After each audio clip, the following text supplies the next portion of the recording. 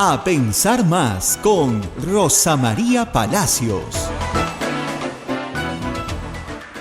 El otro asunto que queríamos conversar era el caso justamente de Luciana León, no solo por las consecuencias, sino por ejemplo, por el acto de allanamiento. Hay algunas personas que dicen, pero si es congresista, ¿cómo van a allanar su casa? Y la verdad es que en la historia del Perú yo no recuerdo un allanamiento a un congresista en ejercicio, ¿eh? No recuerdo. ¿Usted recuerda? No, Tampoco, ¿no es cierto? no lo hay.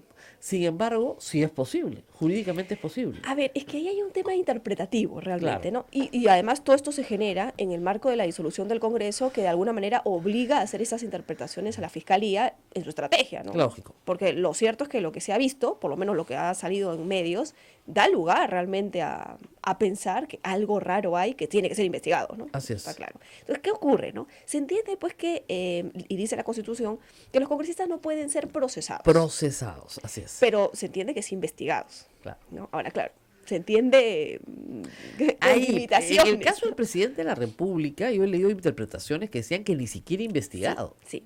Pero bueno, finalmente eso se ha superado porque de alguna manera en muchos otros casos sí ha habido por lo menos el inicio de una investigación.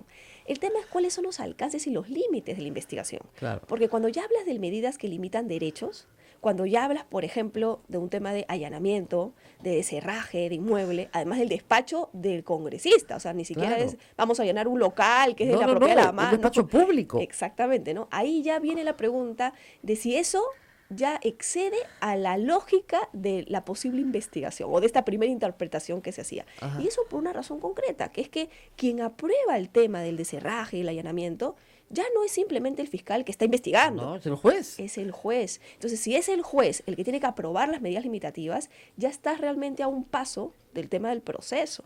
Y eso sumado a que han habido cambios de nombres también con el nuevo Código Procesal Penal, y antes algo que era claramente investigación y luego resolución de abrir proceso penal, que es lo que teníamos en el Código Antiguo, ya no existe. Ahora tenemos investigación preliminar y formalización de investigación preparatoria, pero las dos a cargo del fiscal, controlado por el juez. Así es. Entonces, ya eso hace pues que la línea sea más gris, o sea, que no sea tan blanco-negro, ¿no? Y que se abran estas interpretaciones. Particularmente yo sí creo que cuando ya hablamos de medidas de este tipo, limitativas de derecho, y por eso no se ha interpretado así antes, ¿no? Y ya el juez aprueba estas medidas, yo creo que ya no puedes tan alegremente decir que simplemente estás en una investigación y que por tanto puedes tomar todas las medidas. Ahora, hay que hacer cambios en la Constitución del 93 sobre palabras que se usan, como esta investigación o como esta procesamiento. Juez instructor, se dice en la Constitución del 93. Ya no hay jueces Ya no instructores. O sea, ahora es el fiscal el que lleva la exactamente, ya no hay juez instructor. Entonces, eso implica una modificación gramatical para algunos, pero que sí tiene sentido para otros, como los abogados, ¿no es cierto? Que sí tienen que ser un poquito más precisas y todavía no se han hecho, ¿no? Pero sí, se hace referencia al juez instructor. Claro. En la Constitución del 93, en el antejuicio. Entonces tú dices, ¿instrucción? O la instrucción se empieza, entonces ya no hay instrucción. Pero tampoco no podríamos decir, como ya no hay instrucción, no, entonces ahora sí se puede, Claro. vamos a eliminar la figura del antejuicio, ¿no? Exactamente. Entonces hay que buscar una interpretación que haga pues que se adapten los nuevos términos del nuevo código. Y ahí es donde surge el problema, ¿no? Claro. Bueno, y luego, entonces, la señora Luciana León, bueno, primero dijo que ella colaboraría con la justicia, pero después dijo que ya no. Entonces, ¿no? Creo que cuando se dio cuenta de lo que había, dijo, no, mejor ya no colaboro. Mejor ya no colaboro con la justicia. ¿Es posible renunciar al antejuicio? Por supuesto, pueden renunciar al antejuicio. Ahora, claro, eso lamentablemente, como puedo renunciar a la prescripción también, por ejemplo, en la acción penal. Ah, sí, claro. Sí, no, yo quiero decir, no, quiero que se me investigue hasta el final porque soy inocente. Bueno, los Claro. abogados, el abogado penalista ahí llora. Yo conozco un caso en que esta persona se consideraba absolutamente inocente y decía, pero es que yo quiero que el juez diga que yo soy inocente. Y el abogado penalista le decía, ya prescribió. No, es que yo quiero que... No, es que no me estás entendiendo. Yo no voy a llevar el caso, ya prescribió. ¿Ya?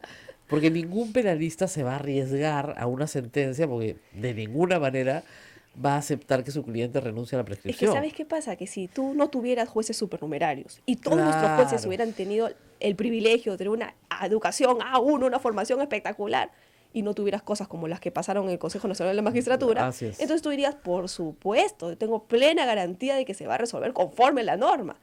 Pero no siempre es así. Entonces es un riesgo Sí, es verdad. que corre la persona también.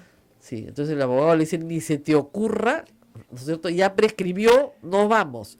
Entonces, pero ¿por qué yo quiero que el juez diga que yo soy inocente? No, de ninguna manera, pero de ninguna manera, ¿no? Y hay otros que lamentablemente sí se esconden en la prescripción, ¿no? Que hacen larga para que justamente Exactamente, prescriba. y sobre todo los políticos, ¿no?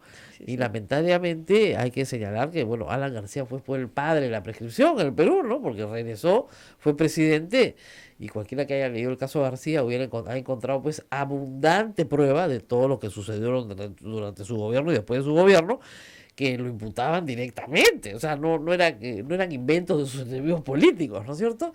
Entonces sí, lamentablemente las cosas vienen así.